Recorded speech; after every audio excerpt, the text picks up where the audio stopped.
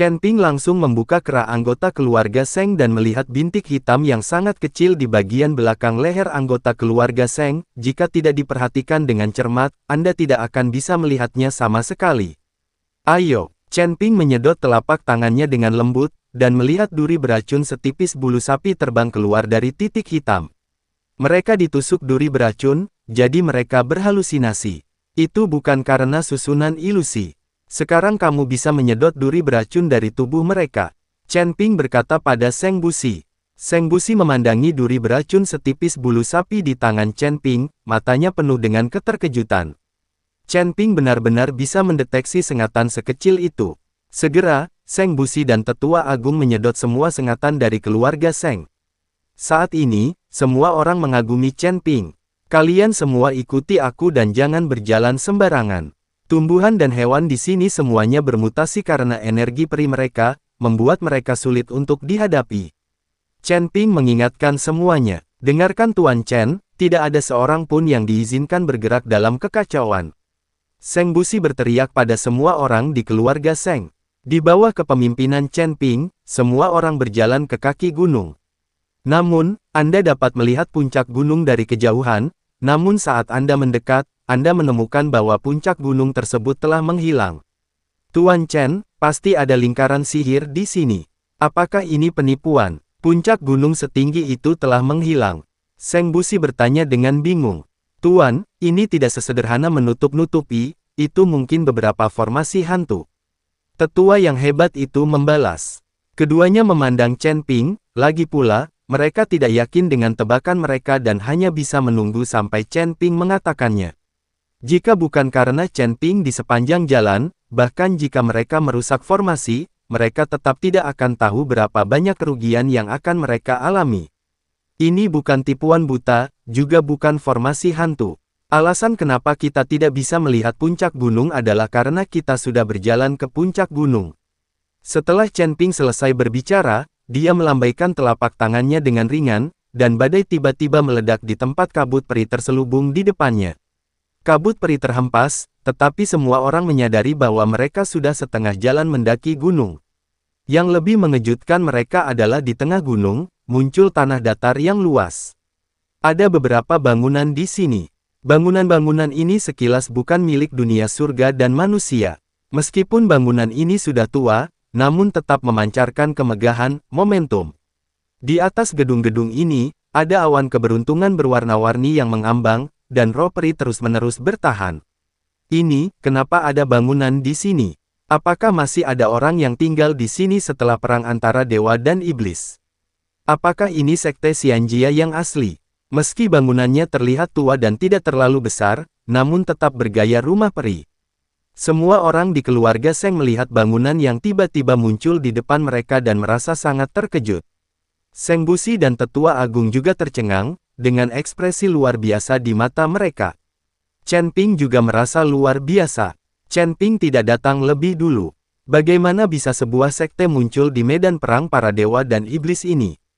Jika bangunan-bangunan ini tidak bersifat sektarian, apa gunanya membangun bangunan-bangunan tersebut? Tuan Chen, apa yang harus kita lakukan? Haruskah kita terus mendaki gunung, atau haruskah kita menjelajahi bangunan ini dulu? Seng Busi bertanya pada Chen Ping. Tentu saja, mari kita selidiki situasinya. Jika tidak ada harta karun di gedung ini, jangan berlama-lama dan segera pergi. Tapi semua orang harus berhati-hati. Bukan hal yang baik jika sebuah bangunan tiba-tiba muncul di tempat seperti ini. Hati-hati dengan lingkaran sihirnya. Chen Ping mengingatkan Seng Busi. Alasan mengapa Chen Ping tidak mengusulkan untuk menjelajahinya sendiri adalah karena dia takut Seng Busi akan berpikir terlalu banyak.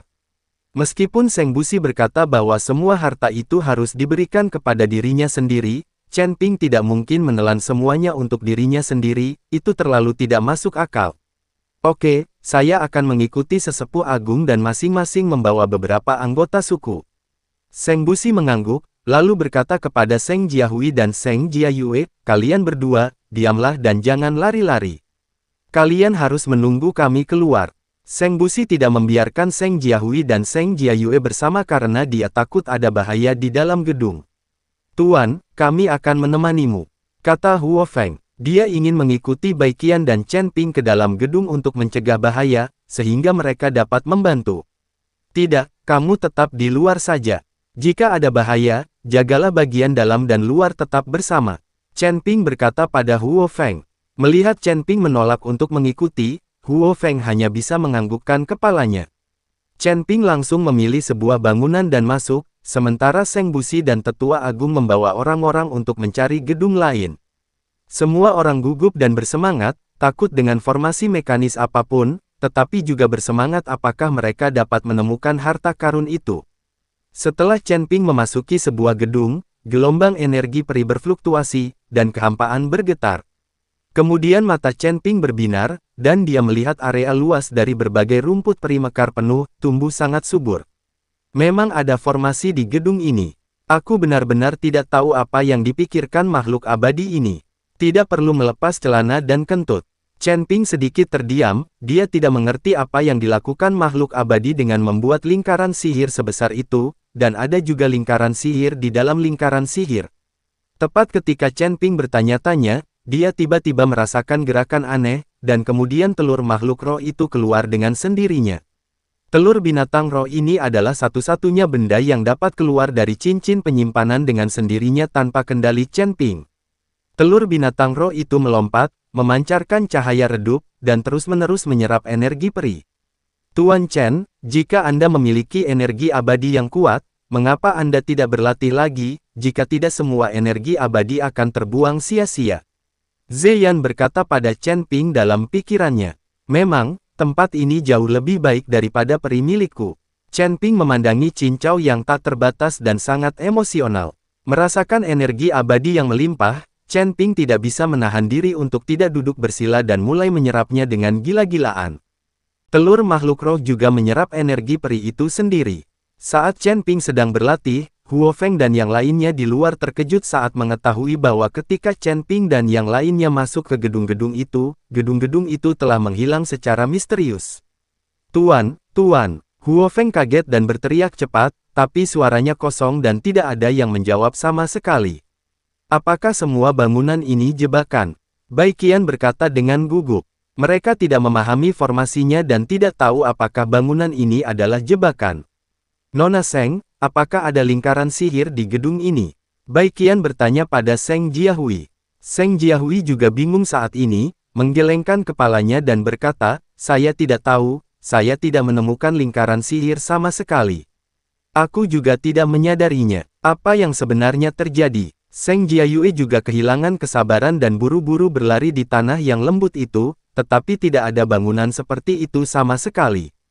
Tanda seru, sepertinya bangunan-bangunan itu tidak pernah ada.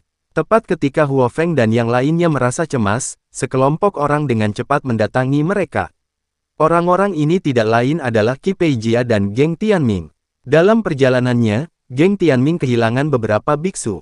Bagaimanapun, tumbuhan dan hewan di sini semuanya diberi makan oleh energi peri, dan kekuatannya tidak lemah. Jika Qi Peijia tidak mengikuti mereka, kerugian Tianming Gang mereka akan lebih besar. Pemimpin geng, saya tidak menyangka tempat ini begitu berbahaya. Jika bukan karena Anda, kami akan membunuh banyak orang. Zhou Qi berkata dengan rasa takut yang masih ada. Semakin besar badai, semakin mahal harga ikannya, dan semakin berbahaya, semakin berarti harta karun di sini pasti sangat berharga. Qi Peijia tersenyum tipis. Sekarang dia merindukan harta karun di puncak gunung ini.